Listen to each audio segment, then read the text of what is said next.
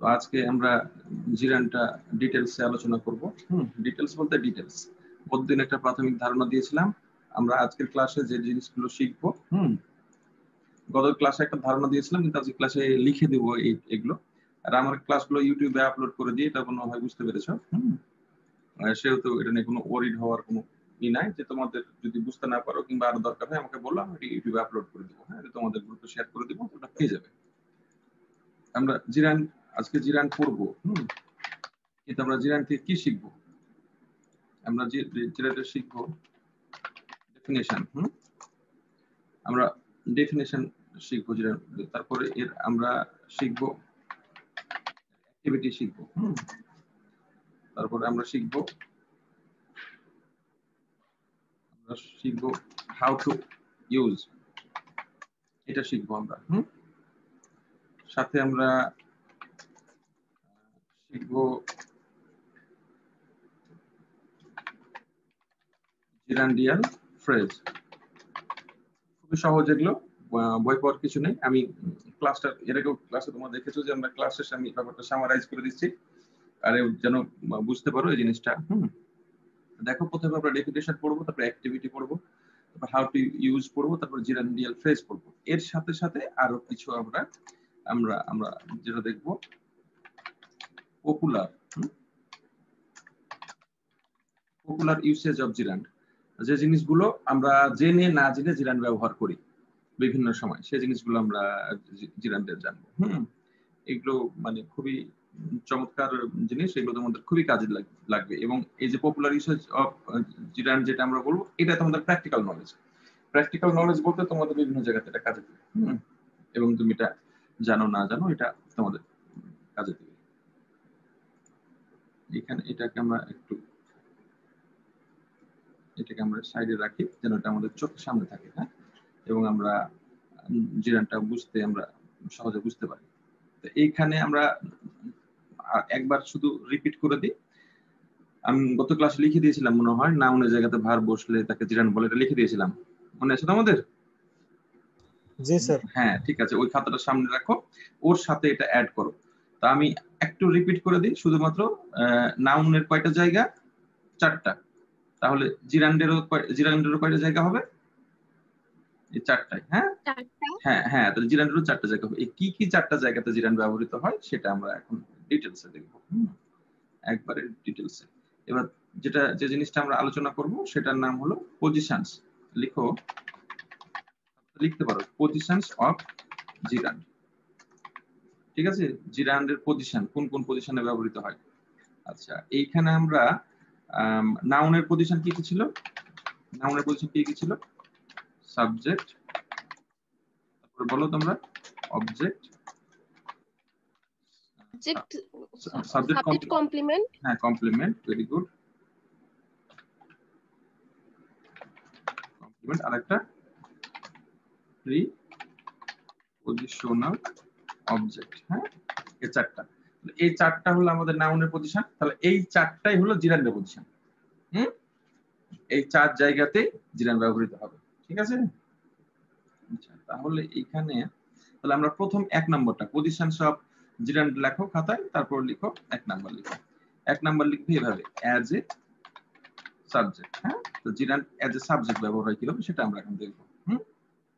জিরান্ডের আমরা ডেফিনেশন পেয়েছি যে জিরান্ড যে ভার্ব নাউনের জায়গাতে বসে তাকে জিরান্ড বলে, কিন্তু সেই ক্ষেত্রে যেহেতু ভার্ব নাউনের জায়গাতে বসছে, সেহেতু ভার্বকে নাউনের মতো অ্যাক্ট করতে হবে।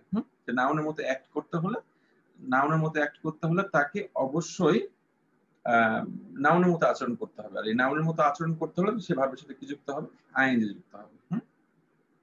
ঠিক আছে, এবার একটা লিখো, তোমরা অ্যাজ এ সাবজেক্ট লিখো, দিয়ে উদাহরণ লিখো।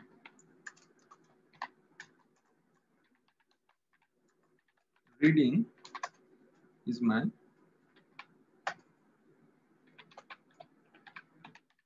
favorite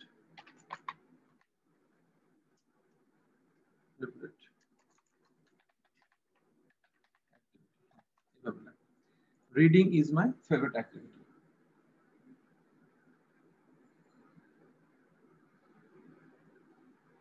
তাহলে এখানে জিরান কোনটা বলো তো?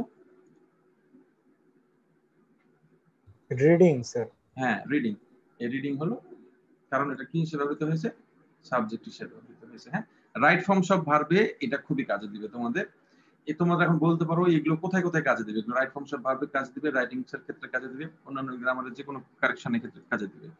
এখানে রাইট ফর্ম সব ভার্ব দিবে কি, এভাবে এভাবে রিড কে ব্র্যাকেটের মধ্যে রেখে দিবে। এভাবে রিড কে ব্র্যাকেটের মধ্যে রেখে দিবে, দিয়ে তোমরা সেটাকে ভার্ব আইএনজি লাগাবে। Reading is my favourite activity. তোমাদের এসএসসি কিংবা তারও আগে টিচারদের মধ্যে এরকম একটা প্রবণতা ছিল, গ্রামারটার ওভাবে পড়ানোর স্কোপ ছিল কিনা ঠিক আমি জানি না, এখানে বলে দিত যে বাক্যের শুরুতে ভার্ব পেলে তার সাথে আইএনজি লাগিয়ে দিবে। হ্যাঁ, এটা কিন্তু মেথডটা কিন্তু খুব এক্সাক্ট ওয়ে হলো না। এটা আমরা এখন থেকে ব্যাকরণ ভিত্তিক পড়াশোনা করব। আচ্ছা, reading is my favourite hobby, তোমরা নিজে থেকে একটা কেউ উদাহরণ বলতে পারবে, মনে করো অ্যাজ এ সাবজেক্টের। Gardening is my favourite hobby. হ্যাঁ গার্ডেনিং, হ্যাঁ সুন্দর, গার্ডেনিং ইজ মাই, কি বললে, পপুলার নাকি ইজ মাই হবি? আচ্ছা, ইজ মাই ফেভারিট হবি। আচ্ছা হলো, গার্ডেনিং ইজ মাই হবি। এই অংশটা যেটাই হোক, এটা এই অংশটাকে আমরা ডেভেলপ করব। আমরা শুধু এই জাতীয় বাক্য বলবো না, পরবর্তী অংশটাও ডেভেলপ করব, এই অংশটা কি করে সুন্দর করে বলতে হয়। কিন্তু আপাতত আমরা এইটুকু খালি শিখিনি, যে এটা হবে। তাহলে এখানে আমরা দেখলাম যে এখানে হলো রিডিং হলো আমাদেরই, আর এইখানে হলো গার্ডেনিং সাবজেক্ট। হ্যাঁ, এটা যে সাবজেক্ট। তাহলে 2 নাম্বারটা আমরা এখন কি পড়ব, 2 নাম্বারটা কি হবে, অ্যাজ অ্যান অবজেক্ট। আচ্ছা, এখন অবজেক্ট হিসাবে আমরা জিরান্ডের ব্যবহার দেখব।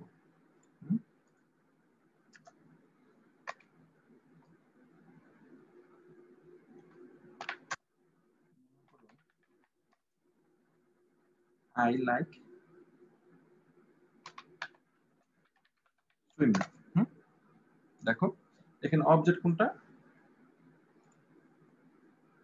Swimming sir. হ্যাঁ অবজেক্ট হলো সুইমিং। দেখো ভার্ব স্থায়ী যুক্ত হয়েছে। হ্যাঁ, এবং এই জিনিসটাও আমরা দেখতাম শিখাচ্ছে যে দুইটা ভার্ব পর পর বসলে পরেরটার সাথে আইএনজি লাগাবে। এইগুলো আসলে এইভাবে, এগুলো তো ব্যাকরণের মেথড নাই, এভাবে দুটো একটা মিলে যেতে পারে।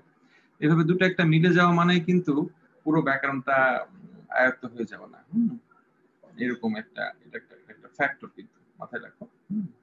আচ্ছা, তাহলে আমরা দেখলাম যে আই লাইক সুইমিং। তাহলে এটা তোমরা নিজে থেকে একটা বলতে পারবে, আই লাভ প্লেইং। হ্যাঁ আই লাভ প্লেইং। হ্যাঁ, এভাবে আস্তে আস্তে ছোট ছোট ছোট করে হোক playing.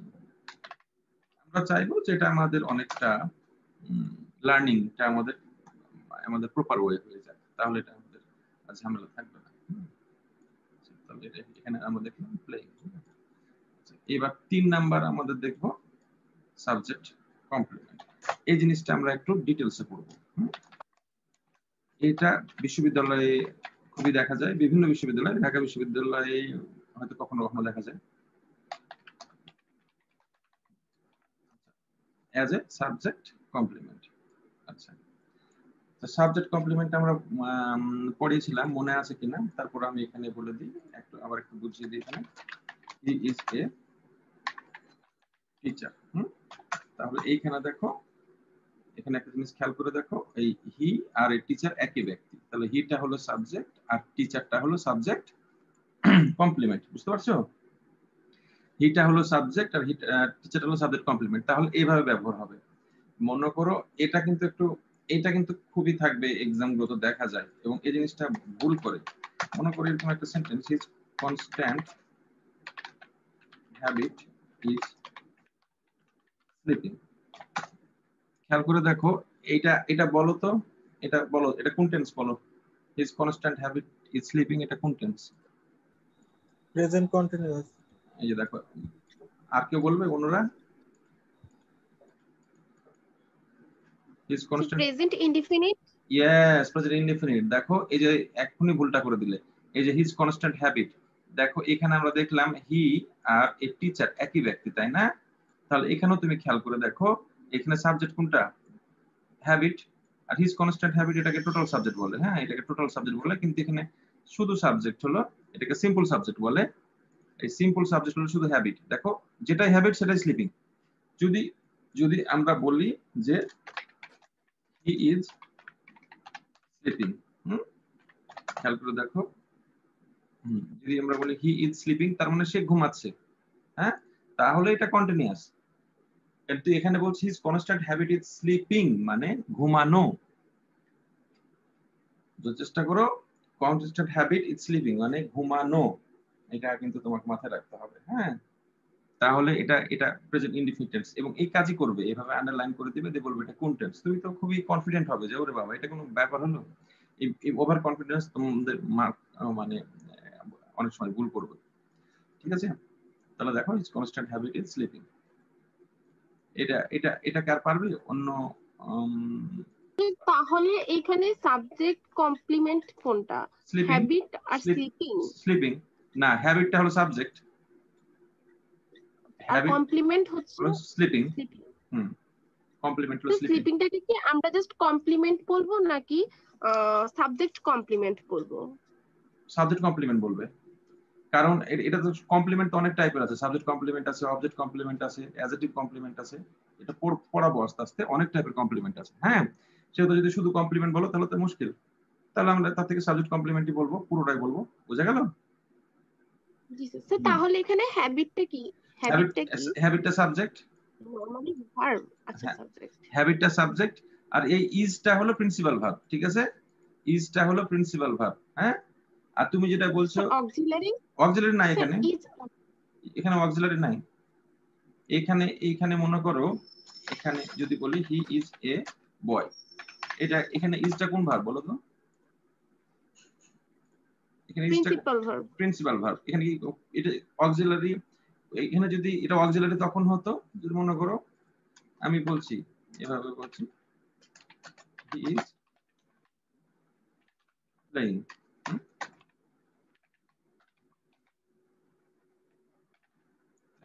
He is playing football. এবার খেয়াল করো, দেখো তো এইখানে ইজটা আছে, এখানে একটা আবার একটা প্রিন্সিপাল ভার্ব আছে, তখন এটা অক্সিলারি, তাই না? বুঝা হ্যাঁ, একসাথে প্রিন্সিপাল আর অক্সিলারি দুইটাই থাকলে ওখানে একটা হবে প্রিন্সিপাল আর একটা অক্সিলারি, অক্সিলারি, আর যদি শুধুমাত্র একটা থাকলে ওইটা হবে প্রিন্সিপাল। হ্যাঁ, সেই অক্সিলারিটাও প্রিন্সিপাল হিসেবে কাউন্ট হবে, ক্লিয়ার? Okay sir. হ্যাঁ, জি স্যার। মনে করো আই হ্যাভ ডান দিস, হ্যাঁ, এরকম একটা সেন্টেন্স নিচে দিলাম আই হ্যাভ এ কাউ, বুঝা গেল? তাহলে আই হ্যাভ ডান দিস, দেখো এটা এটা অক্সিলারি ভার্ব, এটা প্রিন্সিপাল ভার্ব, হ্যাভ তাই ও না? ডান, হ্যাভ আর ডান দুইটা। হ্যাঁ হ্যাঁ, আর এখানে হ্যাভটা তাহলে শুধু একটাই, তাহলে এটা অক্সিলারি তারপর হ্যাঁ, তাহলে এটা প্রিন্সিপাল এটা হিসেবে। প্রিন্সিপাল হয়ে গেল, বুঝা গেল?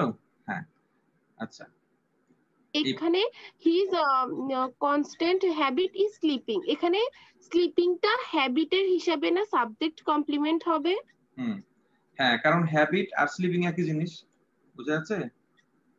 যেমন আমরা বললাম যে হি ইজ এ টিচার, দেখো হি আর টিচার একই ব্যক্তি, হিজ কনস্ট্যান্ট হ্যাবিটটাই স্লিপিং, আর এখানে স্লিপিং মানে কোনো ঘুমাচ্ছে না, এখানে স্লিপিং মানে হলো ঘুমানো, বুঝা যাচ্ছে? এখানে স্লিপিং মানে হলো ঘুমানো। যদি বলি আমরা হি ইজ স্লিপিং তার মানে সে ঘুমাচ্ছে, তাহলে এটা একটা অ্যাকশন, তাহলে এটা হ্যাঁ কন্টিনিউয়াস, বুঝা গেল? কাজের নাম স্যার। হ্যাঁ, কোনটা কিসের নাম? হ্যাঁ, কাজের, যেটা স্যার ঘুমানো। হ্যাঁ ঘুমানো, হ্যাঁ হ্যাঁ হ্যাঁ, ঠিক বলেছো, হ্যাঁ।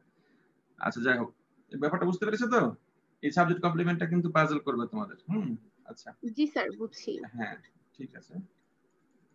আমরা তাহলে অ্যাজ এ সাবজেক্ট শিখলাম, অ্যাজ এন অবজেক্ট শিখলাম, সাবজেক্ট কমপ্লিমেন্ট শিখলাম, আমাদের আরেকটা থাকলো প্রিপজিশনাল অবজেক্ট। প্রিপজিশনাল অবজেক্ট কাকে বলে এটা একটু ডেফিনিশনটা আমি একটু লিখে দিব।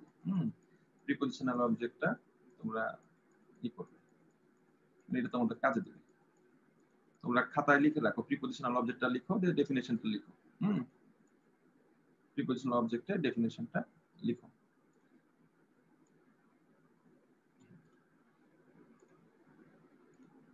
একটু লিখে দিয়ে আগে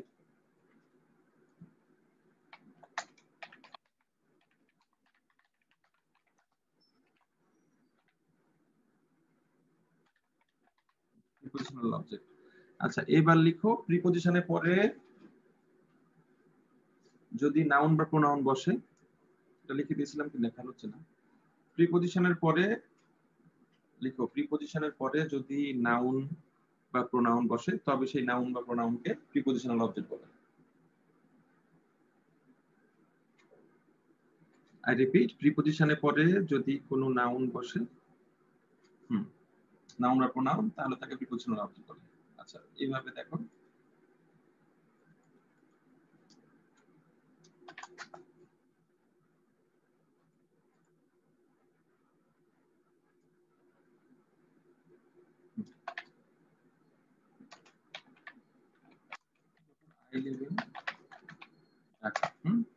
এখানে একটা জিনিস খেয়াল করো, দেখো এখানে ইন আছে তাই না, প্রিপজিশনের পরে কি বসেছে, ঢাকা বসেছে, নাউন বসেছে। তাহলে আই লিভ ইন ঢাকা, তার মানে এই প্রিপজিশনের পরে যে নাউনটা বসে তাকে প্রিপজিশনাল অবজেক্ট বলে। তার মানে এই ঢাকাটা হলো প্রিপজিশনাল অবজেক্ট। তাহলে এই প্রিপজিশনের পরে যদি ভার্ব বসে তাহলে সে ভার্বের সাথে আইএনজি হবে। বুঝে গেল? আইএনজি হবে কারণ সেটা জিরান্ড হবে। জি স্যার। মাত্র প্রিপজিশনের পরে নাউন বা প্রোনাউন বসতে পারবে। হ্যাঁ, নাউন বা প্রোনাউন বসতে পারবে। নাউনের জায়গাতেই তো প্রোনাউন বসে, তাই না? এই জন্য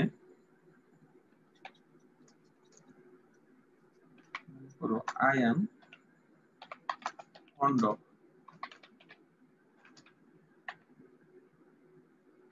I am fond of swimming। খেয়াল করে দেখো, এখানে দেখো প্রিপজিশন অফ আছে, এরপর দেখো ভার্ব বসেছে, সেটা আইএনজি লেগেছে। বুঝে গেল? তাহলে এটা হলো প্রিপজিশনাল অবজেক্ট। ক্লিয়ার?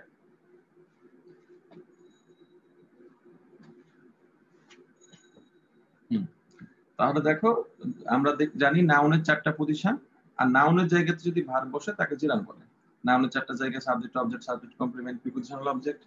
তাহলে এই জন্য আমরা একবার দেখলাম জিরান সাবজেক্ট হয়েছে, এই জন্য ভার্বের সাথে আইএনজি। তার মানে যে জায়গাতে ভার্বের সাথে আইএনজি দেখবে, তোমরা ভার্বের সাথে, আমি আগে গত ক্লাসে বলেছিলাম এটা একটা নন ফাইনাইট ভার্ব। আমি তো ফাইনাইট নন ফাইনাইটে দেখিয়েছিলাম, একটা নন ফাইনাইট ভার্ব দেখিয়েছি, আর একটা হলো ফাইনাইট ভার্ব। আমি বলে দিয়েছিলাম যে ভার্বের যে জায়গাটা, সেই জায়গাটা দখল করে নাই ফাইনাইট ভার্ব, তাহলে বাকি জায়গা থাকে কার, নাউন আর অ্যাডজেক্টিভের।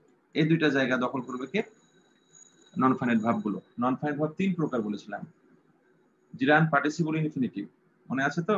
এখন দেখো নন ফাইনাইটে ভার্বের এই দুইটা জায়গা, নাউনের আর অ্যাডজেক্টিভের জায়গাতে, নাউনের জায়গাতে যে ভার্ব বসে তাকে জিরান বলে। আর আমরা জানি নাউনেরই যে 4টা পজিশন, হ্যাঁ, যেহেতু নাউনের এই 4টা পজিশন, সেহেতু জিরানেরও 4টা পজিশন। কিন্তু এখন আমরা দেখলাম জিরানের ডেফিনেশন দেখলাম, আমরা জিরানের পজিশন দেখলাম, হ্যাঁ, হাউ টু ইউজ, কি করে ইউজ করতে হয় সেটা দেখলাম। আমরা এখন দেখবো জিরান্ডিয়াল ফ্রেজ আর পপুলার ইউসেজ দেখবো। তো আগে পপুলার ইউসেজ দেখবো, তারপর আমরা জিরান্ডিয়াল ফ্রেজ দেখবো। এটা একবারে কমপ্লিট প্যাকেজ আকারে এটা বুঝে যাব, এটা খুবই কাজে দিবে। আচ্ছা, আমি এটা একটু ক্লিয়ার করে দিই, আনডু করে দিই, আমরা জায়গা লাগবে। এটা একবারে মিটিয়ে দিলে আবার মুশকিল। দেখো,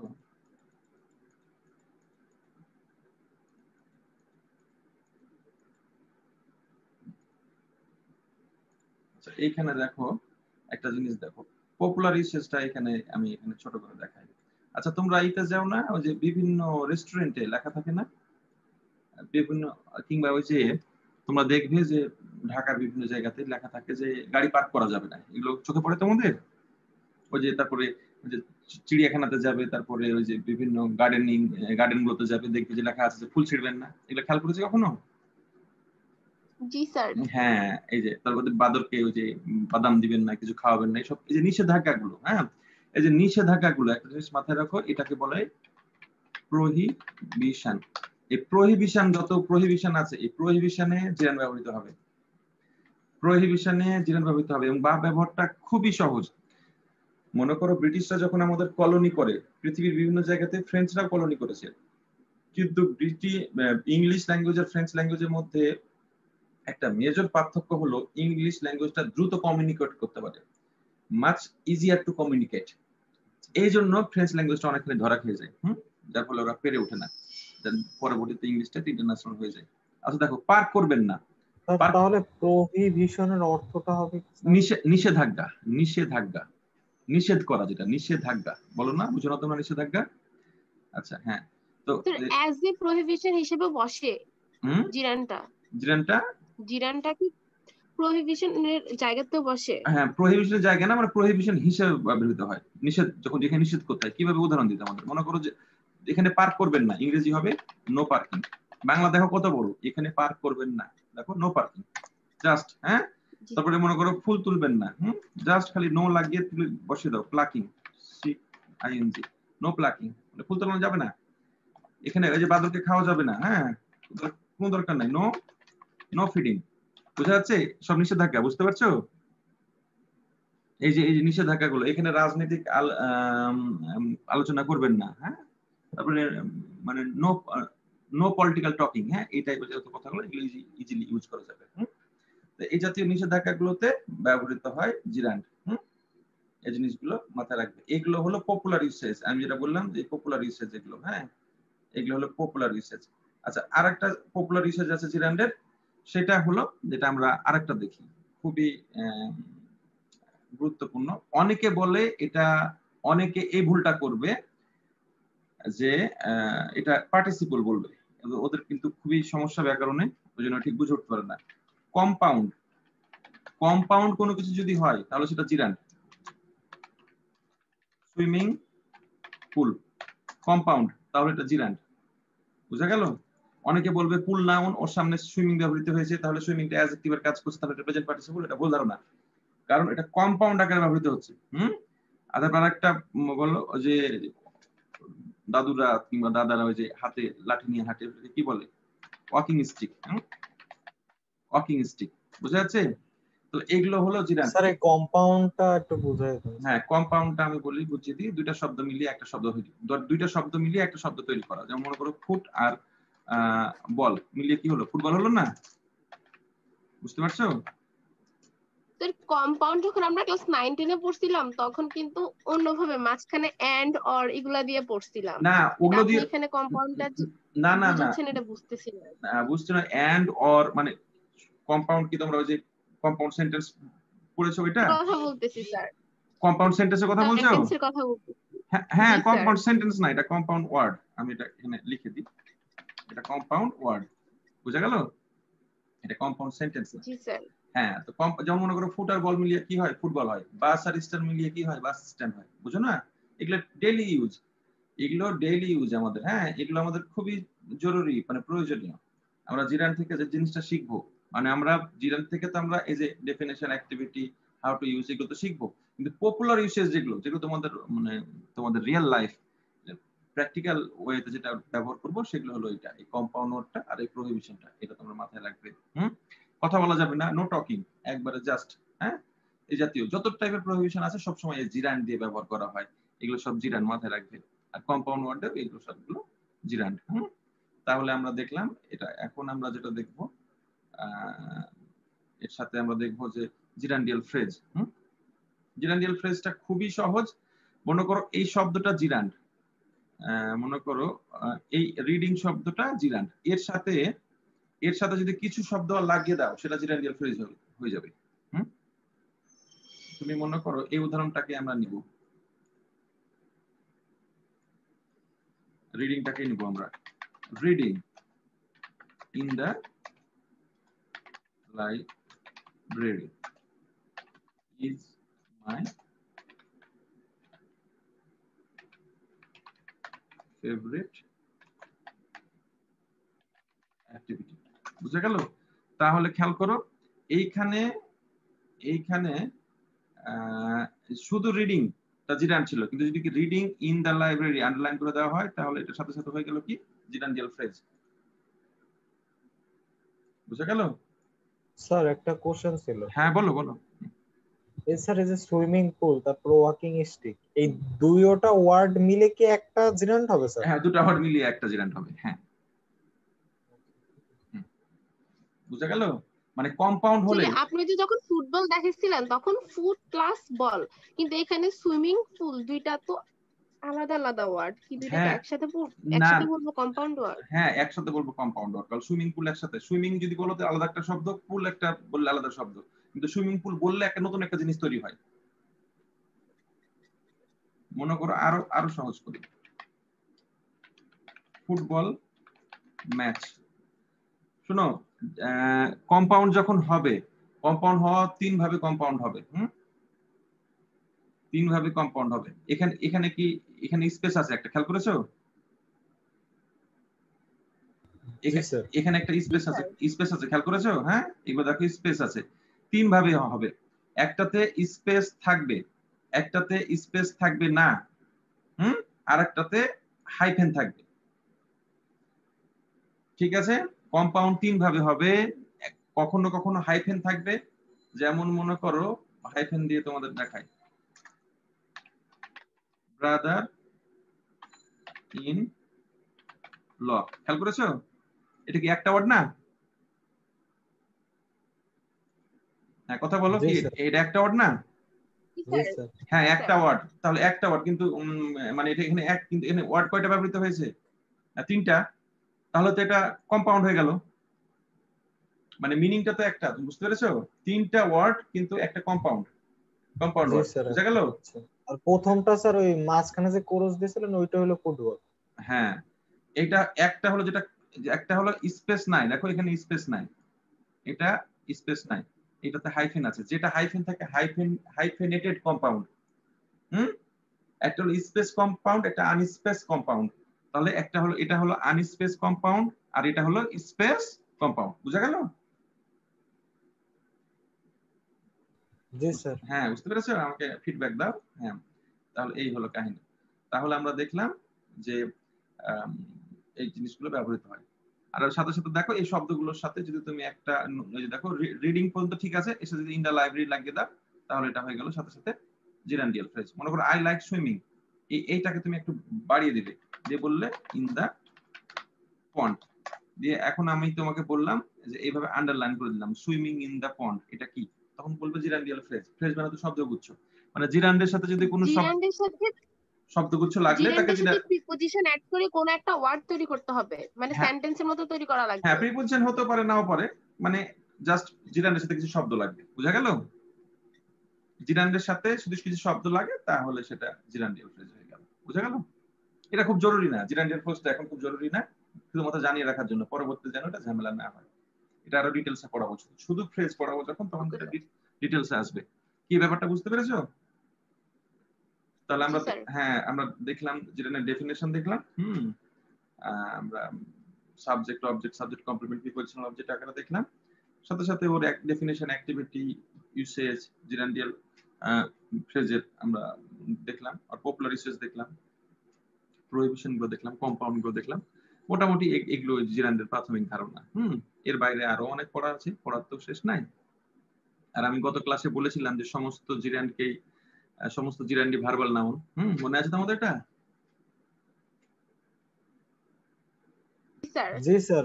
ভার্বাল নাউন যুক্ত হয়ে কিন্তু সমস্ত ভার্বাল নাউনই জিরান্ড না। হ্যাঁ, সমস্ত ভার্বাল নাউন জিরান্ড না, হ্যাঁ, এটাও বলেছিলাম।